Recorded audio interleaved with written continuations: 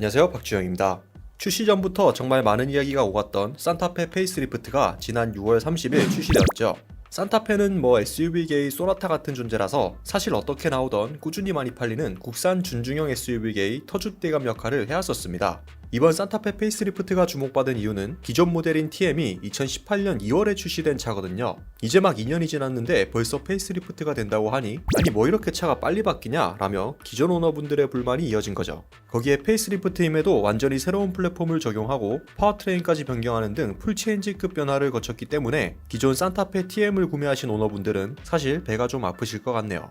산타페가 이렇게 페이스리프트임에도 급진적인 변화를 맞이할 수밖에 없었던 이유는 같은 집안 소렌토가 풀체인지를 진행했기 때문이겠죠. 소렌토가 먼저 새로운 플랫폼과 파워트레인까지 적용해서 기존 산타페와는 비교가 어려울 정도로 발전을 했기 때문에 산타페도 경쟁을 제대로 하려면 어쩔 수 없는 선택이었을 겁니다. 그렇게 더 뉴 산타페가 출시되었고 많은 분들께서 예상하셨다시피 둘 중 어떤 차를 사는 게 더 나을지를 물어보시는 분들이 굉장히 많습니다. 사실 이건 취향 차이에 따라 선택하면 되는 거긴 한데 그래도 두 모델을 비교해보니까 구매에 영향을 끼칠 정도로 꽤 중요한 몇 가지 부분들에서 차이가 존재하더라고요. 그래서 오늘은 단순 트림별 옵션 가격 비교보다는 두 차량 중 하나를 선택했을 시엔 어떤 장단점을 누릴 수 있는지를 알려드리겠습니다. 여러분들은 차를 구매하실 때 어떤 걸 가장 중요하게 보실지는 모르겠습니다만 아무래도 우선은 디자인 매우 중요하겠죠. 더 뉴 산타페는 이렇게 생겼고 신형 소렌토는 이렇게 생겼는데 여러분은 어떠신가요? 워낙 개인의 취향에 따라 호불호가 갈리는 영역이 디자인이다 보니 보시는 분들에 따라서 다양한 의견들이 나올 수 있겠죠. 대체적인 여론은 산타페보단 소렌토 디자인이 더 낫다는 반응들이 많았습니다. 디자인은 넘어가고 제원을 한번 살펴보죠. 2.2 디젤 엔진과 8단 습식 듀얼 클러치 변속기는 두 차가 동일하고요. 당초 신형 산타페는 소렌토보다 더 크게 나올 거라는 소문이 있었는데 막상 까보니 구형 모델들처럼 여전히 산타페가 소렌토보다는 조금 작은 크기를 가지고 있었습니다. 길이는 25mm 짧고요. 휠베이스는 50mm나 차이 납니다. 50mm가 자동차 제한에서는 꽤 큰 수치거든요. 산타페보단 소렌토가 조금 더 크기 때문에 실내 공간도 그만큼 소렌토가 살짝 더 여유로운 게 장점입니다. 크기에서 오는 장점의 연장선인데 신형 산타페는 5인승과 7인승 모델로 구성이 되거든요. 반면 소렌토는 5인승, 7인승 뿐만 아니라 6인승 모델도 선택할 수 있습니다. 소렌토에서만 선택할 수 있는 6인승이 굉장히 사용하기 편리한 구조거든요. 2열 시트가 독립적으로 구성이 되어서 2열에 앉는 두 명의 승객도 더 편안함을 누릴 수 있습니다. 슬라이딩과 리클라이닝을 모두 지원하고요. 중간에 통로가 생기기 때문에 3열에 타는 사람들이 이동하기에도 훨씬 수월해서 꽤 많은 선호도를 보이는 옵션이죠. 산타페에서는 6인승을 선택조차 할 수 없기 때문에 이건 꽤 큰 차이라고 할 수 있겠네요. 그리고 조금 논란이 될 수도 있는 수준의 큰 차이가 존재하는데 안전사양이 다릅니다. 신형 산타페에는 에어백이 6개, 소렌토에는 8개가 적용되거든요. 산타페에 무릎 에어백이 없고 소렌토에서 최초로 적용된 센터 사이드 에어백이 없습니다. 센터 사이드 에어백, 이게 측면 충돌 시 1열에 타고 있는 두 명의 승객 사이에 에어백이 터지는 건데 기존 차량들보다 조금 더 안전하다고 볼 수 있겠죠. 산타페에는 에어백이 2개가 모자라기 때문에 이 부분은 소렌토의 완승입니다. 그리고 다중 충돌 방지 보조, 이것도 2차 사고를 예방하기 위한 옵션인데 산타페에는 없고 소렌토에만 적용이 되었습니다. 안전사양으로 차이가 나는 거는 주목해볼 만한 사실이겠죠. 그러면 산타페에서만 누릴 수 있는 장점은 뭐가 있을까요?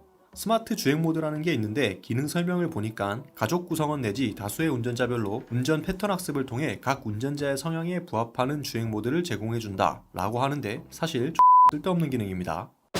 그 외엔 사실 산타페만의 특장점을 찾기가 정말 어렵습니다. 사실 없는 것 같아요. 억지로 좀 찾아보자면 캘리그래피 같은 최상위 트림이 별도로 존재한다는 점, 구형에서는 인스퍼레이션이었죠. 캘리그래피 트림 전용 스타일이 적용되는데 라디에이터 그릴 패턴이 그물형에서 삼각형으로 변하고 스키드 플레이트 재질이 크롬으로 변경됩니다. 또한 차체 하단에 외장 색상과 동일한 클래딩이 적용돼서 좀 더 고급스러운 외관을 연출한다는데 글쎄요, 이건 디자인적인 요소라 보시는 소비자분들의 취향에 따라 장점이 될 수도 있고 단점이 될 수도 있겠네요. 전체적인 사양이나 크기는 모두 소렌토가 더 우세하다고 볼 수 있겠는데요. 적용되는 옵션들은 기본 트림 기준으로는 소렌토에만 적용되는 것, 산타페에만 적용되는 것 이런 게 있기는 한데 대부분 많은 고객들이 구매하시는 중간급 트림으로 가게 되면 옵션 차이는 크게 없다고 봐도 될 정도라서 두 차를 선택하시는 건 정말 취향 차이로 갈린다 라는 결론이 나옵니다. 마지막으로 가격을 살펴볼까요? 아무래도 사양이나 크기가 조금 열세이기 때문에 산타페가 조금 저렴하지 않을까 생각했는데 오히려 산타페가 좀 더 비쌉니다. 2.2 디젤 전륜구동 기본 트림 기준으로는 산타페 프리미엄이 3,122만원, 소렌토 트렌디가 3,024만원이거든요. 실구매가는 딱 100만원 정도 차이가 납니다.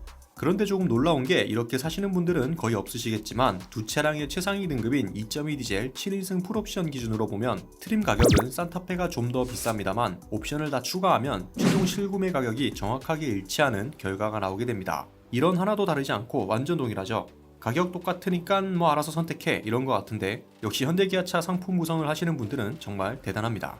오늘은 현대 신형 산타페와 기아 신형 소렌토를 비교해봤습니다. 사실 제 기준에선 둘 중 하나를 꼭 사야 한다면 소렌토를 살 것 같은데 여러분은 어떻게 생각하시는지 댓글로 다양한 의견들을 나눠주시면 되겠고요.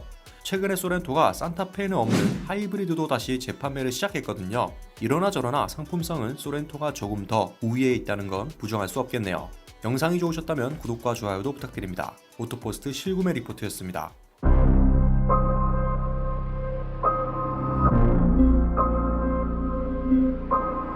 달리다가 시동이 꺼지는가 하면 차에 물이 차는 문제가 보이거든.